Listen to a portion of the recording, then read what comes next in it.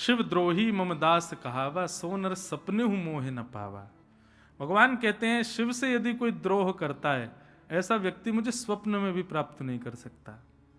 हम तो भैया ब्रजवासियों से कहते हैं, जो ब्रज में आते हैं उन लोगों से भी कहते हैं, यदि ब्रज में ब्रज के प्रेम की उपासना यदि आप करना चाहते हो तो श्री महादेव, गोपेश्वर महादेव को निश्चित प्रणाम करो। वे ही गोपी प्रेम की भिक्षा देंगे आपको। महादेव ही कृपा करेंगे, अनुग्रह करेंगे, तभी श्री लाल जी स्वीकार। हम तो पंचायतन बताते हैं कि वृंदावन आओ, पहले रज को प्रणाम करो, रज को प्रणाम करने के बाद यहाँ की वृक्ष वल्लरियों को प्रणाम करो, उसके बाद ब्रजवासियों को प्रणाम करो, यमुना जी को प्रणाम करो, गोपेश्वर महादेव को प्रणाम करो। इन पांचों को जब प्रणाम करो तब बिहारी जी को प्रणाम करो, तब राधा वल्लभ जी जाओ, तब राधा रमण जी जाओ। इन पांचों को प्रणाम किए बिना आप मंदिर जाते हो तो आप ठाकुर जी को देख रहे हो, पर इन पांचों को प्रणाम करके आप ठाकुर जी के सन्मुख जा रहे हो तो ठाकुर जी आपको देख रहे हैं। एक स्कूल का यूनिफॉर्म कोड होता है ना, शूज ब्लैक होने चाहिए, टाई ऐसी होनी चाहिए, बेल्ट होनी चाहिए, पैंट होना चाहिए, चेक की टी शर्ट होनी चाहिए, आईडी कार्ड होना चाहिए, नेल्स कटे होने चाहिए, बाल छोटे होने चाहिए। स्कूल में ये नियम होते हैं ना। प्रेयर होती थी, हम जब स्कूल में पढ़ते थे, प्रेयर के समय क्लास टीचर जो है वो सबके नेल्स चेक करती, शूज चेक करती, टाई चेक करती, और जिसकी भी थोड़ी कमी होती उसको बाहर कर देते लाइन से बाहर, फिर उसको पनिशमेंट मिलता है अलग। तो ठीक वैसे ही वृंदावन का ये यूनिफॉर्म कोड है। सबसे पहले आते ही यहाँ पे ब्रजरज आपके माथे पर दिखनी चाहिए, ब्रज की रज आपके मस्तिष्क को सुशोभित करे, ताकि आपकी मति में कोई दूषित विचार ना आवे। ब्रजरज। फिर वृक्ष वल्लरियों से आज्ञा लो कि हम यहां श्वास लेंगे आप ही हमको प्रदान करोगे, हम जितने भी समय वृंदावन में रहेंगे आपकी कृपा से ही रहेंगे, इसलिए कृपा करो। वृक्ष वल्लरियों को प्रणाम। फिर तीसरा, ब्रजवासियों को प्रणाम। आपके ही दाने पानी पर हम लोग जीवित रहने वाले। इन ब्रजवासियों के यहां से ठाकुर जी चोरी करके खाते थे, हमको तो मांग के खाना चाहिए, मांग के पाओ। एक दिन तो बंधुओं कभी जाओ किसी ब्रजवासी के यहाँ की बेल डोर बजा के जरूर अंजलि फैला के कहो कि जो कछु आपके घर बनो हो कछु दे दो हमें, उसके यहाँ की मधुकरी पाओ। और यमुना जी को प्रणाम करो और फिर गोपेश्वर महादेव को प्रणाम करो। वे गोपी का भाव देते हैं। और जब भाव इन पंचों को प्रणाम करके आप जब बिहारी जी के पास जाओगे तब देखना, आज तक जितनी बार बिहारी जी गए हो उससे अलग दर्शन इस बार बिहारी जी के होंगे। क्यों? क्योंकि अब आप बिहारी जी को नहीं, बिहारी जी आपको देखेंगे, बिहारी जी आपको दृष्टिपात करेंगे। तो ऐसे महादेव हमारे वृंदावन में विराज रहे, उनको प्रणाम करो। शिव की आराधना से ही कृष्ण भक्ति प्राप्त होगी, श्री जी की भक्ति प्राप्त होगी। आगे बंधुओं फिर उत्तानपाद राजा की कथा आती है, जिनके पुत्र हुए ध्रुव। ध्रुव जी की कथा भी लगभग सबको पता है। बाल्यकाल में ही ध्रुव जी ने देखा कि पिता की गोद में कोई और बालक बैठा है। इस बात से पिता की गोद में जाने लगे तो छोटी माँ ने डांट के भगा दिया, बोले कि जाओ पहले वन में जाके भगवान से प्रार्थना करो, मैं छोटी माँ के गर्भ से जन्म लूं, तब इस गद्दी पर बैठने का तुमको अधिकार प्राप्त होगा। ध्रुव जी महाराज रोते हुए माँ के पास गए। माँ ने जाकर के कहा, बेटा हंस की तरह बनो। हंस का स्वभाव होता है वो दूध और पानी मिला हुआ हो तो दूध पीता है, पानी छोड़ देता है। अपने कानों को हंस की तरह रखो, सामने वाला क्या बोल रहा है उसमें दूध क्या है, मतलब ग्रहण करने वाली बात क्या, बस उसको ग्रहण करो, बाकी छोड़ो। मैं तो तुझे कथाओं में ले जाती हूं, मंदिर ले जाती हूं, लेकिन छोटी माँ ने तो सीधे भगवान के पास जाने की आज्ञा दी है।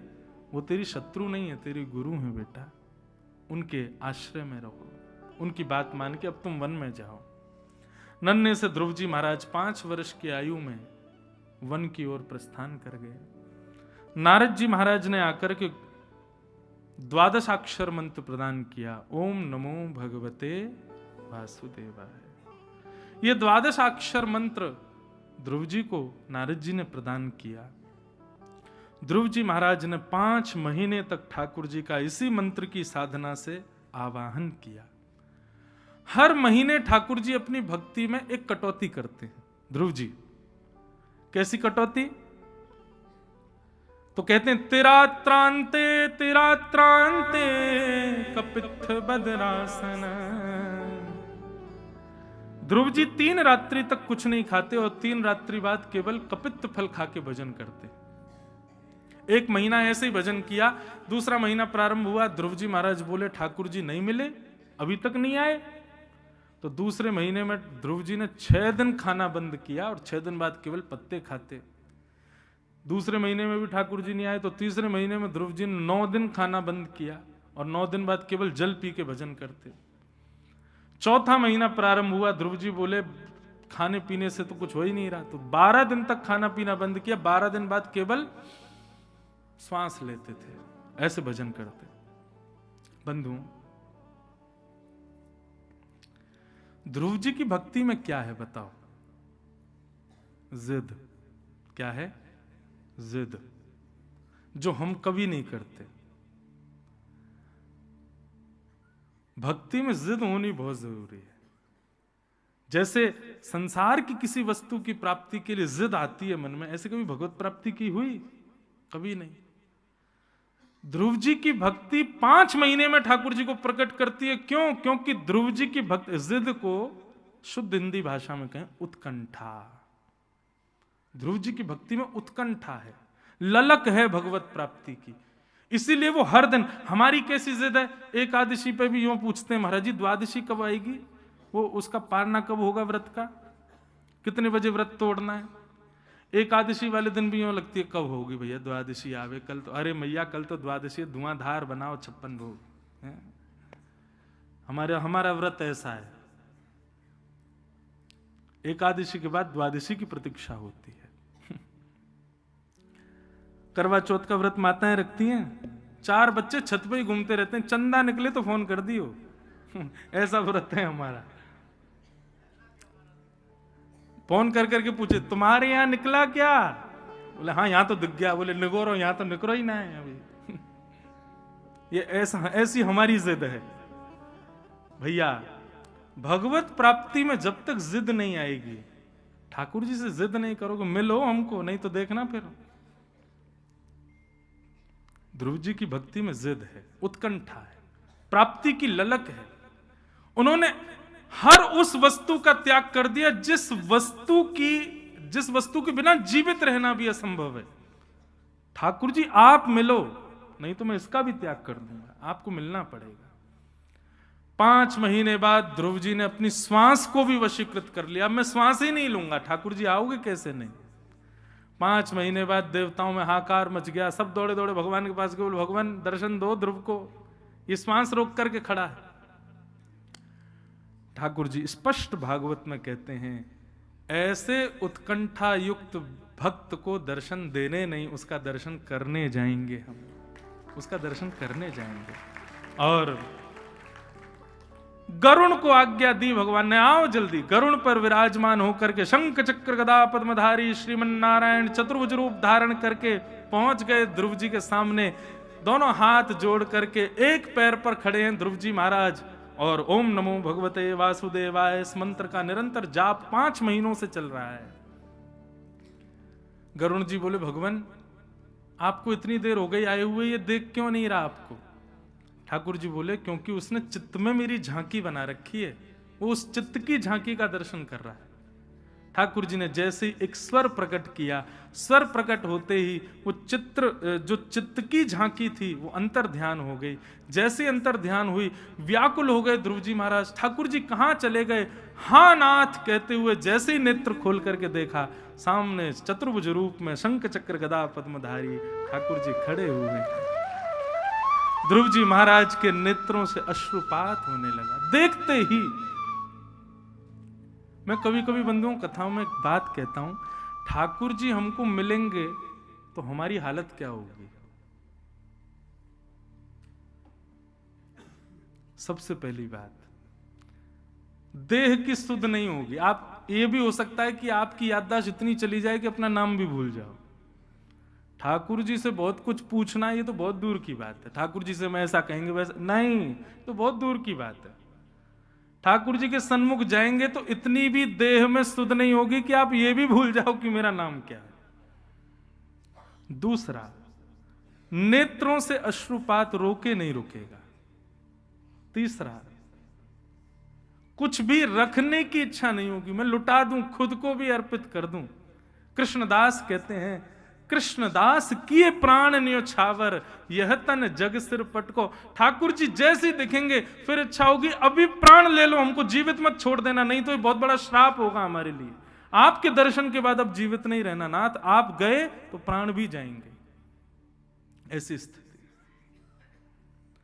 संग्रह की स्थिति बनी हुई है, देह में अभिमान बना हुआ है। लोगों के लिए तो दूर, ठाकुर जी तो बहुत दूर की बात, सामान्य भाव पर भी कभी रुदन नहीं होता, व्याकुलता नहीं होती, तो ठाकुर जी अभी बहुत दूर है, जन्म लग जाएंगे पहुंचने में। आओ किशोरी जी, हम कर रहे हैं, अभी जन्म कर रहे हैं, आप टेंशन मत लो, विराजो। ठाकुर जी आज संकेत पे संकेत, वो जल्दी कर मो आनो मेरो जन्म कर, अब श्री जी भेजिए हैं। जय हो।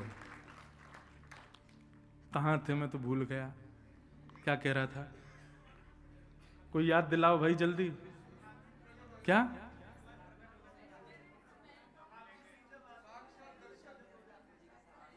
हाँ, दर्शन होगा तो क्या होगा, है? भगवान कितनी बड़ी कृपा है कि वक्ता एक ही होता है और श्रोता कितने सारे। अगर आप लोग कथा कहने लग जाओ कुछ समझ नहीं आए, एक साथ बोलो तो मैं क्या कह रहा था, दर्शन होगा तो क्या होगा। देह में अभी भी अभिमान है, सामान्य भाव पर भी कभी रुदन नहीं होता, ठाकुर जी के लिए तो बहुत दूर की बात। संग्रह की स्थिति है कि ये भी मेरा है, अभी रखूं अपने पास ही, तो अभी ठाकुर जी बहुत दूर है। ठाकुर जी मिलेंगे तो तन की सुध नहीं होगी।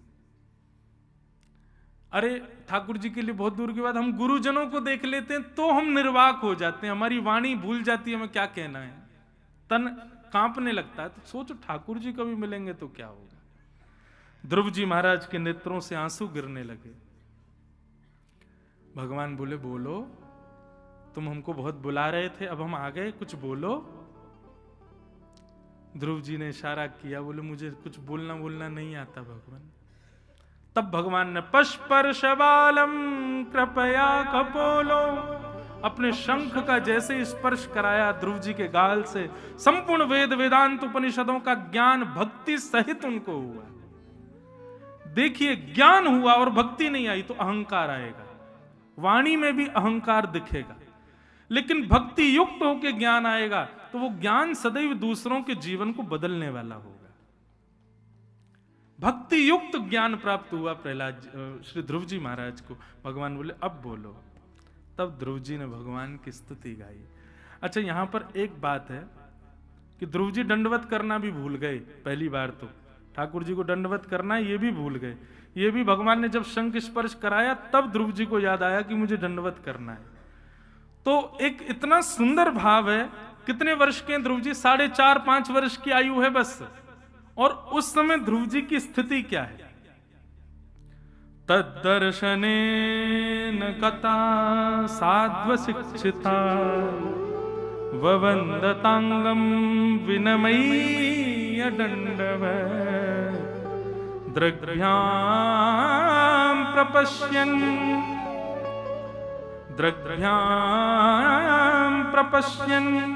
प्रपिव निवार्भक शुम्मन्निवास्येन भुजैर्लिवाश्लिषन्। मुझे इतना प्रिय लगता है ये भाव। ध्रुव जी की स्थिति क्या है? ये उनके मन का भाव है। सुखदेव जी कह रहे हैं, परीक्षित, ध्रुव के मन में क्या चल रहा है ठाकुर जी को देख करके? बोले, ध्रुव जी के मन में भाव आ रहा है, ये इतने प्यारे हैं, इतने सुंदर हैं, ऐसे गोल गोल इनके गाल हैं कि मैं इनकी गोद में चढ़ जाऊं, इनको जोर से अपने अंक में भर के और अपने अपने 2-4 दांतों से इनके गाल को काट लूं। इतने प्यारे लग रहे हैं ठाकुर जी।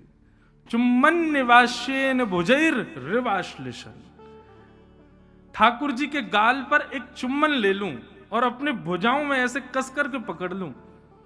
सुखदेव जी कहते हैं परीक्षित, ये बात मैं इसलिए बता रहा हूं, लोग बाग कहते हैं कि गोपियां ठाकुर जी से प्रेम करती थी, ठाकुर जी गोपियों के संग महाराज करते थे। अरे गोपियों के हृदय में भगवान के प्रति ये प्रेम भाव कैसे उत्पन्न हो सकता है? अरे परीक्षित, एक 5 वर्ष का बालक भी जब ठाकुर जी को देखता है तो जब उसके हृदय में ऐसी भावना आ सकती है तो गोपियों के हृदय में क्यों नहीं आएगी? ठाकुर जी को देख करके एक 5.5 वर्ष का बालक, 4.5-5 वर्ष का बालक, जिसको यही नहीं पता कि ये सब क्या होता है, उसके हृदय में भाव आ रहा है कि मैं ठाकुर जी को जोर से कस के पकड़ लूं और इनके कपोलों को थोड़ा सा अपने दांतों से काट लूं। ऐसे भाव जब ध्रुव के हृदय में आ सकते हैं तो किसी गोपी के हृदय में आ गए तो हमारे चित्त में प्रश्न क्यों आता है?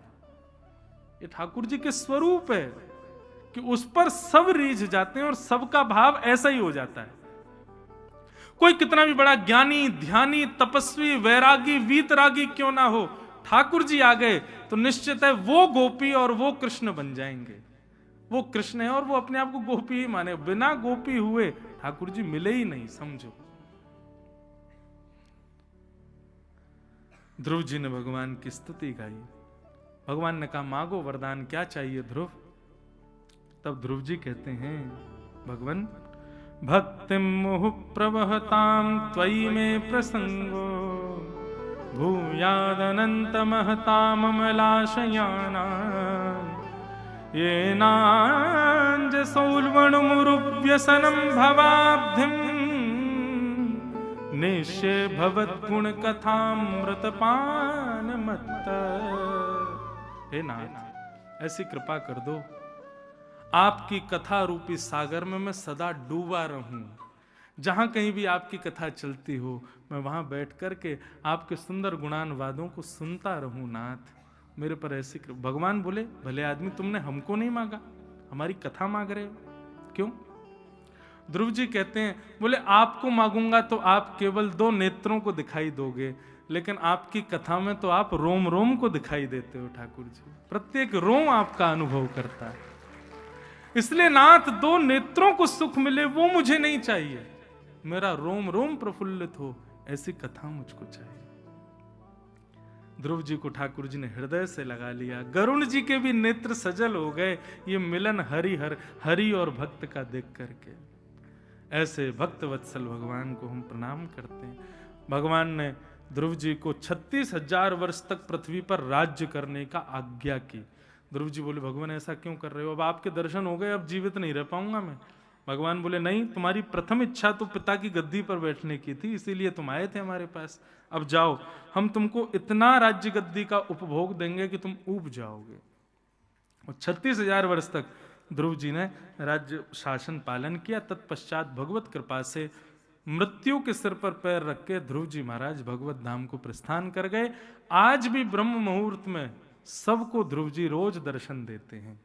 ऐसे ध्रुव जी को हम बारंबार प्रणाम करते हैं। अब हम हनुमान जी बन रहे हैं। आप सब लोग भी ध्यान से अब एक एक प्रसंग की सूक्ष्मता सुनिए और सीधे चलते हैं कृष्ण जन्म की ओर। ध्रुव जी के वंश में इनके बेटा बैन हुए, उत्कल हुए, उत्कल के बेटा बैन के यहाँ भगवान पृथु हुए, जिनकी वजह से धरती को पृथ्वी कहा जाता है। ऐसे पृथु महाराज का अवतरण हुआ। आगे श्रीमद् भागवत में फिर रहुगण, जड़ भरत उपाख्यान और परंजन उपाख्यान आदि सब सुनाई गए। भूगोल खगोल का वर्णन किया। भूगोल खगोल के वर्णन के पश्चात फिर नरकों का वर्णन किया। नरक कौन जाता है उसके बारे में बताया गया। जिह्वान वक्ति भगवत गुणनाम ध्येयम चेतश्चन स्मरति तच्चरणारविंदम कृष्णायनो नमति यत् सिर एकदापि। ये 3 काम जो व्यक्ति प्रत्येक दिन नहीं करता उसको नरक जाना पड़ता है। कौन कौन से 3 काम? सबसे पहला, जिह्वान वक्ति भगवत गुणनाम ध्येयम, जिसकी जीव पूरे 24 घंटे में भगवान का नाम नहीं गाती। चेतश्चन स्मरति तच्चरणारविंदम, जिसका चित्त भगवान के चरणों का स्मरण नहीं करता। कृष्णायनो नमति यत् सिर एकदापि, पूरे दिन में एक बार भी ठाकुर जी के चरणों में जिसका सर नहीं झुकता, ऐसा व्यक्ति जो अपना दिन व्यतीत करता है बिना ठाकुर जी के प्रति ये 3 उद्गार किए, उसको नरक जाना पड़ता है। ये स्वयं यमराज जी कहते हैं भागवत में। इसलिए भैया ये 3 डोज हैं, सुबह दोपहर शाम आपको लेनी है। सुबह उठते ही ठाकुर जी को याद करो, ठाकुर जी का नाम गाओ और सर झुकाओ। फिर दोपहर के प्रसाद पाते समय ठाकुर जी को याद करो, नाम गाओ, सर झुकाओ। रात्रि सोने से पहले भी ठाकुर जी को याद करो, नाम गाओ, सर झुकाओ। ये 3 सुबह दोपहर शाम आप लीजिए, आपको नरक रूपी व्याधा कभी नहीं सताएगी। तो इस प्रकार ये नरकों का वर्णन किया। आगे फिर भगवान के एक भक्त वृत्रासुर की कथा आई, जिन्होंने असुर होते हुए भी भगवान की अद्भुत भक्ति करते हुए भगवत प्राप्ति की। मेरी अत्यंत प्रिय स्तुति है वृत्रासुर स्तुति, पर आज इसको प्रणाम करेंगे। फिर तत्पश्चात सतयुग के राक्षस हिरण्यकश्यप की कथा, जिनके वंश में, जिनके कुल में भगवान के परम भागवत भक्त श्री प्रहलाद जी का आगमन हुआ। बंधुओं, प्रहलाद जी महाराज का जन्म कैसे हो गया? ऐसे राक्षस कुल में एक भक्त बालक कैसे आ गया? इसके पीछे प्रताप कथा का है। हिरण्यकश्यप जब हिमालय पर अमर बनने के लिए तपस्या करने गया था, तब उनकी पत्नी कयाधु गर्भवती थी। तभी नारद जी ने मन में विचार किया, हिरण्यकश्यप हिमालय पर है, पत्नी गर्भवती है, इसी समय जाकर के यदि भगवत कथा उनकी पत्नी को चुपके से ही सही सुना दी जाए तो गर्भ में बैठे बालक पर उसका प्रभाव होगा। और श्री नारद जी महाराज ने भक्ति भागवत भागीरथी उनको श्रवण कराई। उसी का परिणाम यह हुआ कि ऐसे दुष्ट कुल में भी प्रहलाद जैसे भक्त हुए। गर्भ में बालक जब 7वें महीने में होता है, उसके लिए तो विशेष कहा गया है, तब माता को कथा श्रवण करनी चाहिए।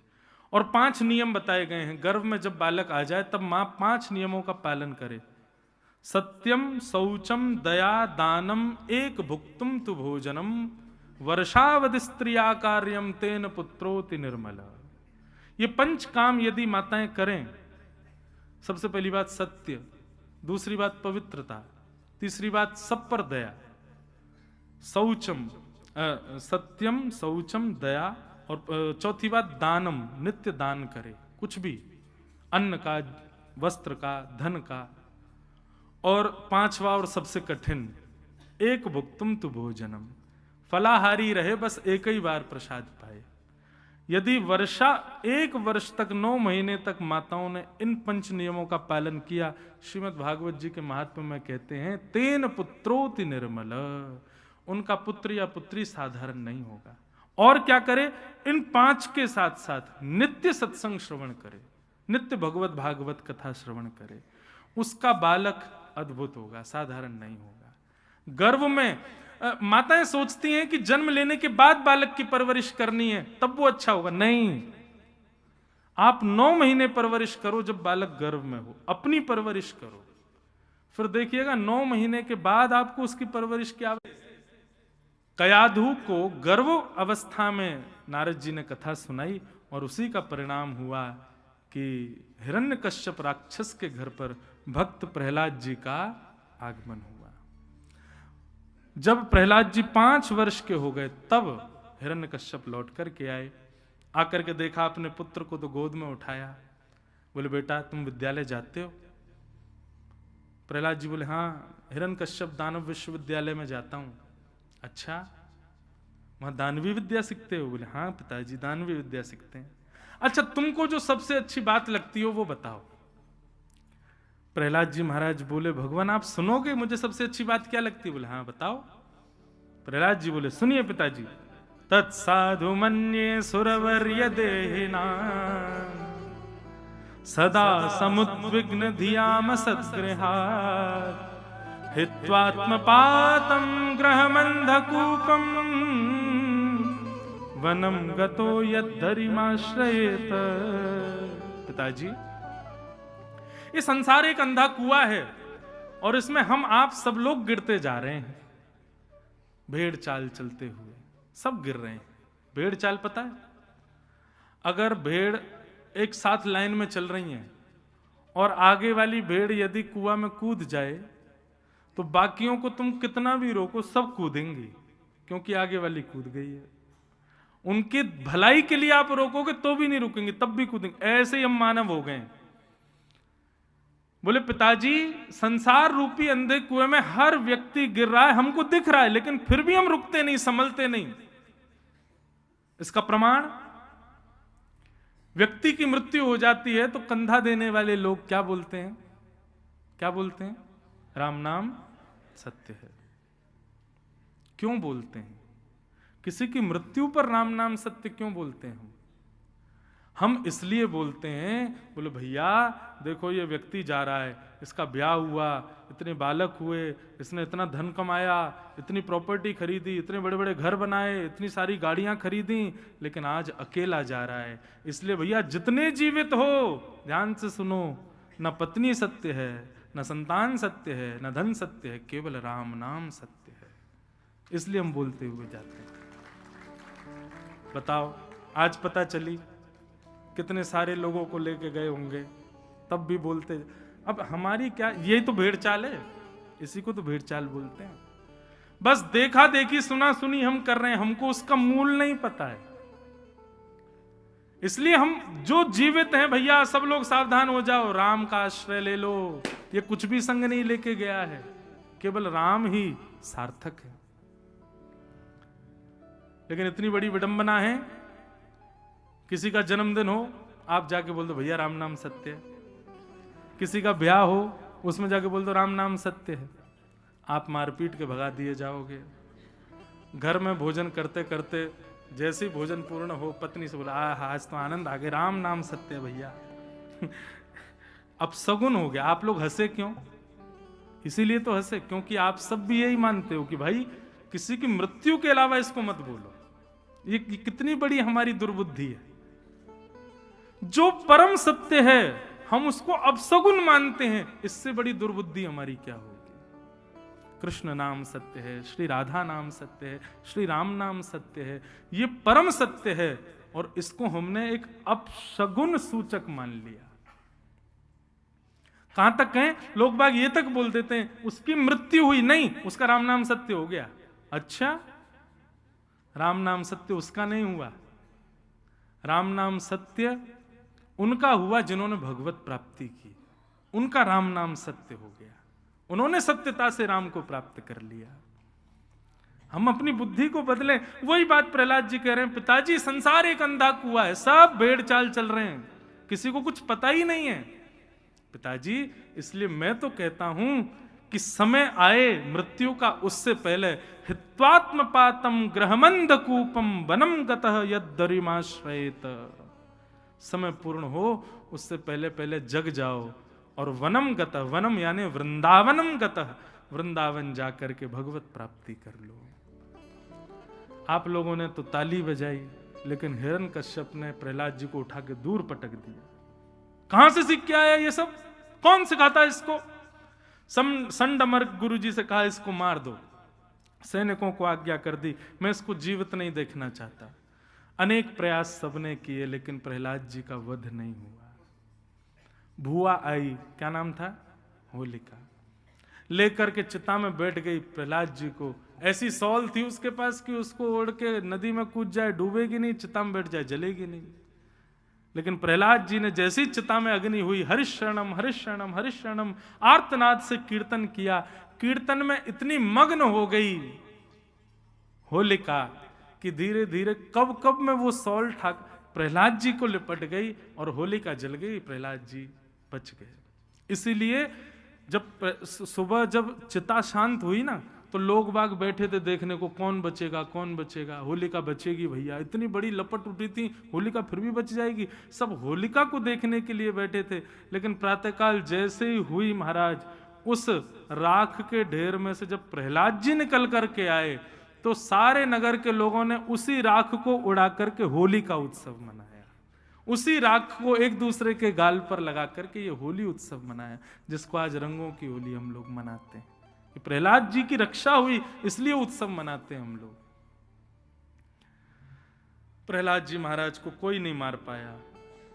हिरण्यकश्यप ने वापस विद्यालय में भेज दिया और दानवी विद्या सिखाओ ताकि इसकी मति बदले। लेकिन आजकल के बच्चों के लिए प्रमाण है। जो लोग कहते हैं ना हम ऐसे कॉलेज में पढ़ते हैं, हम ऐसे मेजॉरिटी में रहते हैं, ऐसे ऑफिसेज में हमारे काम है, हमारे एम्प्लॉयज ऐसे हैं, हमारे कलीग्स ऐसे हैं कि खाना पीना पड़ जाता है। महाराज जी सीखो प्रहलाद जी से। ना परिवार अनुकूल था, ना विद्यालय अनुकूल था, फिर भी ठाकुर जी के भजन में लगे रहे। आप जो लोग बहाने देते हैं कि प्रतिकूल परिवार है, प्रतिकूल ऑफिस है, प्रतिकूल कॉलेज है, उसमें भी आप भजन नहीं छोड़ोगे, तब देखना आपके लिए भी नृसिंह प्रकट हो जाएंगे खम्भ से, जैसे प्रहलाद जी के लिए प्रकट हुए। प्रतिकूलता में जो भक्ति को अपनी बचा करके रखता है वो प्रहलाद है। अनुकूलता में तो कोई भी भक्ति कर लेता है, कोई भी भजन कर लेता है, प्रतिकूल अवस्था में करो तब आप प्रहलाद हो। प्रहलाद जी ने अपनी भक्ति को नहीं छोड़ा।